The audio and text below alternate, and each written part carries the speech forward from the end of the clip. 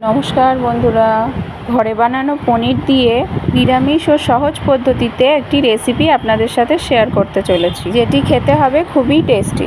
আশা করছি আপনাদের সবারই খুবই ভালো লাগবে।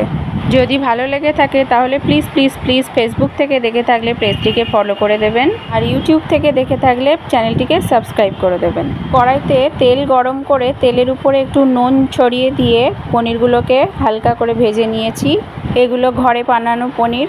এই ঘোলটির মধ্যে কিশমিশ, আলমন্ড, কুমড়োর দানা বাটা, 2 চামচ টক দই আর কিছু বেসিক মশলা যেমন হলুদ, ধনে, জিরে, কাশ্মীরি লঙ্কার গুঁড়ো আর কসুরি মেথি একসাথে ফাটিয়ে নিয়েছি।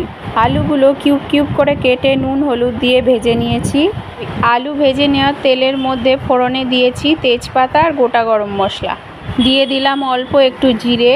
ফোড়নটা একটু ভাজা ভাজা করে নিয়ে দিয়ে দিলাম ফাটিয়ে রাখা সেই মশলার মিশ্রণটা। একটু নাড়াচাড়া করে দিয়ে দিলাম স্বাদ মতো নুন। যেহেতু নিরামিষ রান্না তাই স্বাদটাকে ব্যালেন্স করার জন্য দিয়ে দিলাম চিনি। মশলা কষানো হয়ে গেছে, মশলার থেকে তেল ওঠা ওঠা ভাব হয়ে এসেছে। দিয়ে দিলাম চিড়ে রাখা লাল কাঁচা লঙ্কা দিয়েও খুব ভালো করে কষিয়ে নিয়েছি।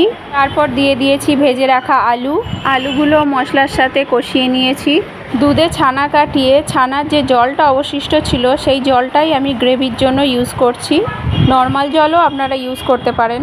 একটু নাড়াচাড়া করে নিয়েছি। এবার লো ফ্লেমে ঢাকা দিয়ে আলু সিদ্ধ হয়ে যাওয়া পর্যন্ত অপেক্ষা করব। এই অবস্থাতেই আপনারা নুন মিষ্টিটা একটু চেক করে নেবেন। ঝোলটা ফুটে গাঢ় হয়ে এসেছে। এখন দিয়ে দিলাম ভেজে রাখা পনিরটা দিয়ে 2-3 মিনিটের মতো রান্না করে নিয়েছি। লাস্ট ফিনিশিং দিয়ে দিলাম একটু গরম মশলা আর দিয়ে দিলাম একটু ঘি।